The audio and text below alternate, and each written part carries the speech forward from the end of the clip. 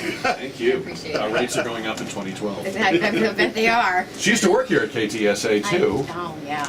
A long time ago. A lot of fun. A lot of fun. Until television said, send that foxy newswoman over here. You're wasting her talents on radio. You're always so kind, Jack. This is where I come. And you were telling me recently about being out reporting in the aftermath of the tornado. You know, Fox San Antonio has been going through so many different changes. We've been upgrading a lot of our technology. Finally coming into our own, I think, here in San Antonio, and not just gaining viewers and ratings and doing great content, but we have technology now.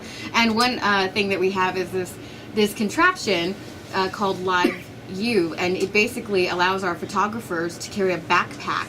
Okay. And it's basically powered by 6 cell phones, and they can connect the camera, and we can go live pretty much anywhere. Now, this isn't brand new technology. The networks have been using this in Afghanistan, Iraq. They were doing live reports from the Fort Hood shooting, you know. So you used this out of the tornadoes. But now, yes, a couple weeks ago, about a week ago, we had a tornado, you know, come down here in San Antonio, and for about an hour, KBB was the only one live reporting from the scene on what was going on because of this great new technology. Let's call her Tornado Rincon. I like that. All right, she's pretty cool. With us from Fox San Antonio for Gang of Four. Masarat Ali, Dr. Masarat Ali is here. Like I can read it right off the gift you gave me. The CEO of Alpha Diagnostic International and a former candidate for state representative in 2010, right? Well, I guess so. Well, have you already forgotten? It's just blurred into the past? Move on. You've moved on. Well, welcome back to Gang of Four. How are you doing? Fine, thank you. And thank you for look. He brought me this gift. It's a complete set of different sized Post-it notes. Does this guy know me or what? Doctor, I think you have something on your nose. There's a little something on your nose there, Doctor. Oh, Sylvia. Are you already feeling jealous? I am. I didn't Next know. time you can bring me Post-it notes. I'm very competitive. How If nobody rude. told me this. Sylvia, I could use some highlighters. Yeah. If you want to make a note of it. All right. Well, Dr. Ali, it's good to see you again. Thanks for being on the gang. And immediately to the doctor's left, or to the right on your radio speakers, Jimmy Parks is here. And for Jimmy Parks, when people say you're getting kind of defensive, he takes that as a compliment because he's a defense attorney. But Jack, I picked a bad day to get out of bed. Oh, really? It was, I'm having some financial problems. Oh, I'm sorry to hear that. In reality, the sock drawer got jammed. So I go to the bank. I think I'm going to make a withdrawal. And my banker literally looks at me and says, Jesus, Jimmy, you realize we have a relationship that's just like a marriage. You know, as soon as you withdraw it, you're going to start to lose interest. Oh! So, Wow. Wow. Dr. Ali, the next time, instead of bringing me a gift, maybe bring Jimmy a better punchline. I know. Bring him some better jokes. I know what he wants. Yeah. All right. Maybe you two can discuss that after the show. All right. So, look, up until a day or two ago, what was dominating the headlines? The presidential race, these primaries, these candidates jockeying for position and so forth. Now, in the last day or two, who would have thought that sweeping that all off the table would be Planned Parenthood and the Susan G. Komen Foundation? This is just a bizarre kind of story. And, you know, if you think about it, it's sort of like abortion itself. People can discuss it or debate it, but you never really get anywhere, right, Sylvia? I mean, there's no changing anybody's mind on it. Right. I mean, it's one of those age-old debates where even in news, you know, you have to cover both sides. You know, there's and you're never pleasing everybody. Everybody will chime in. Everyone will say you haven't done enough on this side. You haven't done enough on that side, and eventually nothing really changes. Yeah. You know. In a nutshell, these two organizations had a relationship in which Komen funded some of the activities of Planned Parenthood, specifically about providing mammograms and other health services. Some people are just finding out about this. Other people say they've known it for years. Komen has announced that with some new internal rules they have, they will not continue that relationship with Planned Parenthood. That has angered supporters of Planned Parenthood, who have given a ton of money. That has gladdened followers of Komen, who have given them a ton of money. It's also made other people say, I can't support Komen at all if they're going to be involved with Planned Parenthood, which is amazing, Dr. Ali, when you think about it, because until a couple of days ago, who wouldn't have been in favor of and who wouldn't have been in support of an organization researching a cure for cancer and supporting people with cancer. It's kind of amazing that they've maneuvered themselves into this position. Well, talking to me, we have just started a new project to develop and test new breast cancer vaccines. Do you get the feeling that people are kind of throwing the baby out with the bathwater here? That to say, that's it, I'm never buying anything with the pink ribbon again, is to deny all of the good work Komen has done and is doing versus this particular, part of their relationship? Yeah, that is true. Does it frustrate you as somebody who's in the medical field that would be happening? Yes, of course. Always does. Jimmy, isn't it really inevitable, though, that if you ally yourself with an abortion provider, you can argue all day long that, look, we weren't funding that part of it, and it's a tiny part of what they do, and we do all this good work, but it was a fateful decision from the start for a nonprofit like Komen to ever have that relationship. More than likely, Jack, what happened if we're able really to vet this issue, what I think you're going to see is that in charitable organizations, 501(c)(3)s, you're going to see a lot of change in leadership. There'll be a lot of attrition. There'll be people coming and going and doing a lot of that charitable work and making those decisions. And to me, I just think this is more than likely a change in the power structure in Komen, and someone with the ideology of pro-life or anti-abortion, someone who would have made that decision initially, finally took power and was able to convince people that we need to make that move. Because you're going to have people like that. I mean, they're out there everywhere. They're going to say, look, it doesn't matter. We can't be associated with abortion clinics. But if I'm not mistaken, they have been doing this type of funding for years. And I think that this goes back to people not educating themselves enough on the organizations that they support. Because all the information is there. These are nonprofits we're dealing with. So they have to file where they give their money, where their money goes. It's all available to us. And so if you didn't know that this is a small as a portion it is, I mean, obviously they market, the cancer funding and the research for breast cancer.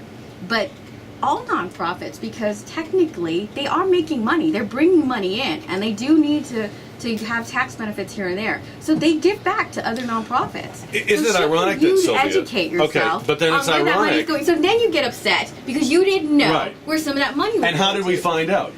When they said they weren't gonna do it anymore. Not a very good move. If people don't know, Then why tell them? then maybe for starters, you shouldn't have even called their attention to it. They should have done it Or quietly. if you were going to call their attention to it, maybe you should have been better prepared to explain it, Right. to truly sever it, because yesterday we thought they were ending that relationship, but then later in the day they said, well, no, we're going to continue to fund 3 affiliates of Planned Parenthood, one of which is in Waco, because in our judgment we cannot withdraw the money there. They need to provide those services. So it's messy. It's not a clean break, Jimmy, which if you were going to announce a break, the only one to announce would have been a clean one. Yeah, but Jack, let's think of another, and maybe an abstract thought on this thing. This isn't a 3-generation family business for profit. In the nonprofits, you're going to have committee meetings, a board who are representing the agency, who aren't really tied to any individuals who are handling any money. When you bring those people in to make decisions, if you've got some pro-life people who have integrated themselves into this, perhaps they're looking for a soapbox. Perhaps they look for any and every opportunity to raise the issue. And that's probably what happened here, is that someone new to a committee or someone new to the organization was learning this, because as we said, it is a full disclosure situation, and they're saying, oh my goodness, and it became political.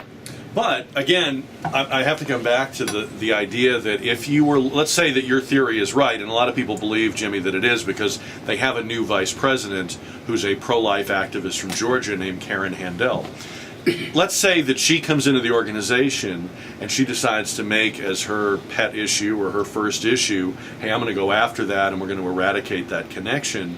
Now that the dust is settling, it doesn't look like that was very beneficial, because it's made a whole lot of people think more poorly of, and it's besmirched the image of what at one time was an almost universally admired charity. Okay, now, a while back I read this book on great essays, right, Jack? And toward the end of the book, there's a story, this anecdote, and the story has a moral to it. It's like, You go into a burning building, and a little baby is crying out and screaming, and there's millions of dollars also in the building. What are you going to say? Will a human being grab the money and run out and leave the baby to die, or will they grab the baby? And in every instance, we believe they'll grab we the need baby. to know the tax rate on that money. No, I'm just kidding. Now Go ahead. you see where I'm going with this. It's that if really you're a pro-lifer and you really believe that we're murdering these children, I think money becomes just a collateral secondary issue. Okay, so in that case, so what does that lead you to think about Komen? Well, it leads me to think that they believe they're going to weather the storm, that they can use this to espouse a belief that women shouldn't have abortions, that they're not going to associate with people that are having abortions. They believe that they have the power in place. They believe that they can sway people. They have the influence to sway some young women.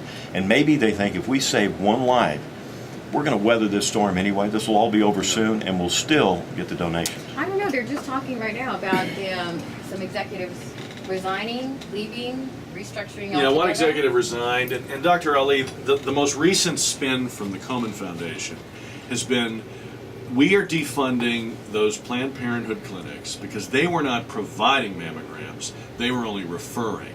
Well, it's a little late to be making that technical Yes, of course. argument, right? Is anybody going to buy that as the reason for this? No, of course not. But I fail to understand why I keep on bringing the issues that has no relevance to the topic. Every time an election is going on, no matter what level, we bring this issue in. And nothing has ever happened. Millions of abortions are happening in almost every home in America, whether they are pro-life and pro-choice or pro-what. But then we keep talking about it. This is going on for the last 50 years. No single candidate will ever be able to do anything on his own. Maybe that's why we keep talking about it. Right. We're frustrated at the inability to move the chains. Both sides are unable to move the chains on this issue. Why can't we just leave the issue where it is and let people make their own decisions as to what is good for them? I think we do that a lot, but every so often it flares up, and then, as I said, people go to their corners. Right. And it's a very unsatisfying debate, because normally in a debate your idea, your premise is, I'm going to be more convincing and I'm going to win people over. Right. But as you say, there's no set of facts, there's no presentation that you could ever make in this debate that would win anybody over or move anybody. I do think, though, that maybe there's a larger issue here that Sylvia raised, which is that we donate money emotionally when maybe we should be donating money rationally. Thank you. That's strategically. correct. I think that happens a lot. And we vote emotionally. Yes. And maybe we should be voting And more rationally. And too many times, there's an overwhelming amount of ignorance that goes to the polls, and I don't mean that in a disrespectful way. I want people to go to the polls. I just, I know that it's trying with all that they're getting, thrown at them, all the different arguments, but if you could just spend a little time on some of these issues. Just find out who Trump endorsed, and then oh my God. Find Go someone you trust and do a and little vote. bit of research. But and the information is all out there. That's the beauty about all this But stuff. Sylvia, it's hard to find. I mean, I'm telling you, in my religion it says give to anybody who's asked, and I tell Jack this. One time I got in a trap. I said, okay, Lord, I'm gonna take that at its literal face value, and I will tell you that every single charity has some kind of connection with all the others, because within a year. Yeah. I had like 60 letters, and now I'm down to giving everybody like 12 cents, because that's all I can afford. See, I'm writing a check for everybody. But the point is, I don't have time to investigate any of them. See? I just decided myself, look, they're all scam artists, and I'm going to start keeping the money. Let's start a nonprofit where we can teach people about where to go so they How can to find out. so they can find out what nonprofit. Dr. is. Ali, do you think, in fact, that maybe the truth of the matter is, you just have to accept that if you donate to a breast cancer charity, hopefully you are speeding the day for a cure or more prevention, but maybe you can't have what Sylvia is saying. You're not going to find a clean, single issue. We don't do anything else. We have no other affiliations. I mean, maybe you just have to say, look, what I don't know, I'm not going to worry about. Well, I guess I agree with Sylvia that, there are no absolutely sparkly clean charities. You have to keep the larger or the greater objective in mind. that this organization is doing all it can to find a cure for cancer. I mean, this is the main objective. And if they have something little that you find troublesome, you got to accept it and move on. There are. I mean, just like giving taxes to the government. You give taxes, it goes on as a single package.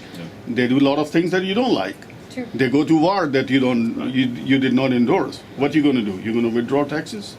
Well, I would That's a like to good try idea. that, but I wouldn't be here to have this conversation That's with the you. first. We're going to come back with Gang of Four, more of what made news today and this week with the gang, but first, into the 550 KTSA newsroom.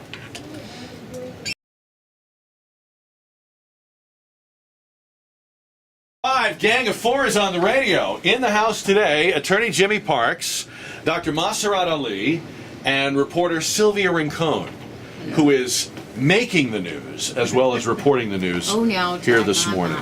You are making news happen. No, don't Here. listen to him, everybody. Look, let me give don't you- I'm pay making any it up. attention. What color? The man What color behind- Post-it note would you like? Oh, here? really? You're bringing that up again? You want blue, Wow. green, yellow? How? I think Ouch. in honor of what we're talking about Pink here. one. Here you go. Give her the pink one. Here, have a pink one. Wow, I'm so happy.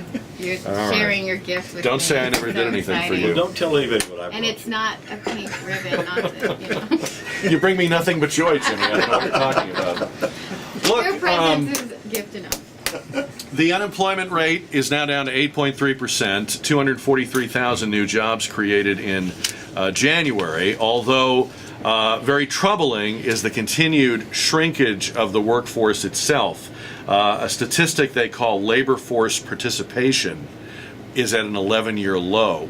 So what's driving these rates is the fact that fewer and fewer people are contending for the remaining jobs, and there are people permanently exiting the workforce every Long-term month unemployment. who are no longer measured by the unemployment rate that is then reported by the government. Because they flat out have given up. They may be, moms that have decided to give up and stay home with the kids. They may be people that are at an age where they don't feel they can ever Your be brother on the rehired couch, again. you know. Exactly. Oh, you know him? Yeah.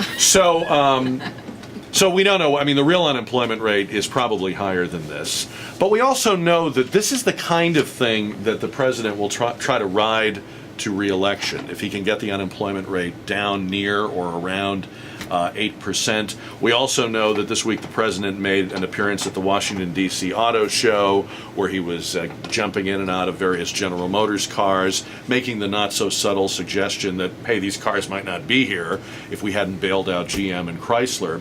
In fact, there's already an Obama campaign slogan that says, Bin Laden is dead and General Motors is alive. Is this going to work, Jimmy? I don't know that General Motors is alive. I mean, their Well, stock they're more has- alive than Bin Laden. Yeah, but their stock has absolutely no value. I mean, that stock will have to get back up to $60 a share before anybody can recognize any value out of it. So, we may have kept them going, we may have propped them up, but that's just giving our money to them, money that we don't even have, money that our children, our grandchildren are going to have to pay back. So, it's a facade. It just looks like General Motors is going, but it's nothing more than we're funneling the cash in there to keep those cars coming Well, out. thank you, Mitt Parks. Here's Now, what about that, Dr. Ali? You're the Democrat in the room. Is the president, is he fashioning a good sort of argument for his reelection? I think the problem is that people on the other side who don't like President Obama, they keep on finding something to blame. Oh, this job recovery is not real. They just cannot accept that there is a trend. This is not just the first time the report has come in. We have to see where we were in 2008 when we were losing 800,000 jobs a month. And now we are on the track of creating jobs every month. I'm going to move through some stories very quickly with our gang. Let me reintroduce Sylvia Rincon. Fox San Antonio is here. Dr. Masarat Ali is here, and attorney Jimmy Parks. Well, we mentioned the Super Bowl. Madonna is performing at halftime. Steven Tyler of Aerosmith and American Idol is now defending the way he sung the national anthem at the AFC title game last month. I think we all remember that. Tyler says he doesn't understand what all the fuss was about. I put emphasis on in the land of the free, and I went up. Oddly enough, I hit the notes, so I don't know what they're all talking about. I emphasized the word free. It was well thought out prior to. I wasn't messing with tradition. So he's saying I meant for it to sound that way, Sylvia. I believe Do you buy him. that? I believe I kind of wondered at the time, if you pick Steven Tyler, you're gonna get some screaming. you're going to get Steven Tyler. Exactly. What's the deal? I know. Exactly. And he gives us plenty of opportunities of, of what he sounds like during American Idol. He'll just Thank bust you. out some crazy sounds that sound like Steven Tyler. So enough of this false, shocked we are that this turned out this way. Enough of that. You know what I'd love to see at halftime though? If I was in charge of the Super Bowl, I'd pick the Sticks and the Stones. The Sticks and the Stones. Just because it has a catchy name to it. Did you work on that all through the show? Yeah. Wow. A new study this week from the United Kingdom says that despite the reputation or stereotype about women drivers, women are better at parking the car than men. Women are better at parking, even though they may take a little longer than men at maneuvering into the parking place. When they park, they're more likely to leave their vehicles lined up between the lines. They are also more likely to back into the space, which driving instructors say is the preferred way I do that. to park. So women are actually better at it You know than what? men. Do you believe that, Sylvia? Absolutely. Why is that? Because they are going to park just perfectly because Oh. it's probably to go shopping at a store somewhere or to be with their children. Yeah. It's for a long haul situation here. They're dedicating themselves to that location. Yeah. This is a shock to men's egos, Dr. Ali. I don't think we so. thought we had this one. Well, so be it. That is still a good driver. Way to stick up for the men, Dr. Ali. Hey, well, bear with me for just a second. Sure. I'd like to try to be funny if I Oh could. my goodness. Yeah. It's going to happen sooner or later, It's got so to. let's give it a shot. Okay. Don't give up. Don't give up. Okay, men are like parking places to women. Okay. Okay, the good ones are already taken, and the rest of them are handicapped. Hello! Hey, I've got a legal story for you. I want to get your opinion on this. Oh, I can't wait. What do you think of this guy in Houston who has adopted his 42-year-old girlfriend as one of his children? Oh yes. Oh, yeah, I think. That's 48-year-old John Goodman, who's the heir to the Goodman air conditioning fortune, has been dating Heather Hutchins for a couple of years, but now has adopted her to shield some income because he's the subject of a lawsuit, a fatal auto accident lawsuit. Would you advise a client to adopt his girlfriend? But there's a real good reason why you would advise a client not to do that, Jack, had he come to me. He may be thinking he's protecting his assets. I don't think so. But now, the first time that he touches her in a private place or he has sex with her, he can be indicted. He's committing a felony. That's what I was gonna Because ask you, yeah. your child, it's incestual to have any sexual relationship with your child, and that includes stepchildren and adopted children. And there's no age rule on that? I mean, So what no. the So age- what it tells you right now, not for incest. So what it tells you right now is that he's put himself in a position where she's going to get all the money, every bit of the money, because all she's got to do is say, "Don't give me the money." If you don't give me the money, I'm going to tell him you did This it. is the with me. perfect way to date a millionaire, if you think about it, Sylvia. You get the money and you don't have to do anything. are these federal laws that they're going through, or are these state laws? No, state laws. It's incest to have sex with your child. Even in this particular state? Yeah. We're sure. I'm just asking because I would think. Yes, we have it here too. We have Well, incest I know here. we have it here. I mean, we're not But- that. No, I'm just we're not saying, that maybe- different from the rest And of a the child country. is defined as your biological child, your stepchild, or your Because I adopted saw child. the story and no one asked that question. You know Well, what I they mean? didn't come to me because I don't know. You should I have am- been there. I am just saw this on perverted all enough the to read through all networks. these rules. They had them all, and you know what they were actually saying? Before I went on my first date, I read that Genius. statute. This could be genius. That's what they were implying with this. So no one ever went there. I'm just saying. I was like, Okay. well, maybe it's because they know something we don't know. It does seem awkward. It seems like it would invent a lot of. He has children already, and they're much younger. So now they have a 42-year-old sister. Yeah. And it just seems like Thanksgiving. And the money's going to some kind of trust Strange. No, I underneath don't know. her. Jimmy, It will work. Some family you trust. said you are poor. With that kind of thinking, how can you be poor? So You have a rich. sharp mind. It's because he gives it away. He gives this wisdom away. It's free to everyone. Some of the Riccardi shit. just take it. I don't use it anyway. Speaking of millionaires, What is Donald But, Trump's endorsement? Is Donald Trump's endorsement really something you want as a political candidate? It's meaningful to me because it makes me really look at a candidate a little more closely to make sure I still doubt really want to them, vote yeah. for him. Yeah. Hey, it immediately means you're going to get a national press conference. Okay. How about that? So any Hey, but publicity is Sylvia, good did you- publicity. Did you hear that? I am in the news, When but he was thinking about running for president, he actually sat down in front of a camera and said, "Yeah, I'm going to go to OPEC, man. I'm going to tell those Middle East guys, look, hey, fellas, the party's over." again, And that's how you deal with it. you're surprised? Really? This Why? is Really shocking. surprised? Really? This man has a. And he's A actually reality endorsing show. a political candidate. I guess the one, as you said, it is publicity, but also having him endorse you means he will not be, out there with a megaphone making trouble for you later. Sure. So it kind of takes him off your radar. You don't have to worry about him. Well, that's a and good I think point. Unless he the decides in the underlying- closing days Yeah. of the campaign. What if he decides, with a few days to go before election day, he's going to get out there on the campaign trail Well, and and help I'm you? 'cause pretty wants sure that more he got a publicity. couple of phone calls after the whole Newt Gingrich, couple of speeches there. Said, you know what, let's, If I were the Romney Let's people, I would see. arrange for Trump to maybe disappear for like the week before Right. election day, Yeah. Maybe have him detained in a foreign country or hey, you guys, he's going to be quiet. Hey, we're coming up. Here's a strategy. a little visa problem He's somewhere. got television shows he's got to work on, and Yes. you've got February sweeps and May sweeps. So he's going to be busy for a little while. I think Romney's okay for a little bit. Finally, this a study out this week says that 75% of people have texted, emailed, or used other apps on their phone while sitting on the toilet. So toilet texting is on the rise. Now, how does Is it- How that do we bad feel etiquette? about that? Is that Well, and bad that's just the etiquette? people that admit to it. Oh, I thought maybe they're watching. No, yeah, and it really, truly, right now, about 79.3% of people are sick of all these surveys, and No especially, 79. and especially the ones where they're asking us about going number two, and I don't. So You I'm do not even wonder. going to You comment do on wonder that. who even responds to that survey question. Like you're at home, the phone rings. Who says, "Yeah, I've got a couple of minutes"? I don't even know who that is. I don't respond to legitimate survey questions where the answer could actually be helpful in some way. But we ought to do that on the show sometime. We ought to just pick up the phone and call some people at home and see if they'll answer that. Is it wrong? You're there anyway. Well, you're sitting some down. people You're not have driving, magazines Sylvia. and books. It's the new right? version of looking at a magazine. Isn't it? I mean, I think though there's a problem when you're actually speaking to somebody on the phone. That just seems weird. I think that's more wrong.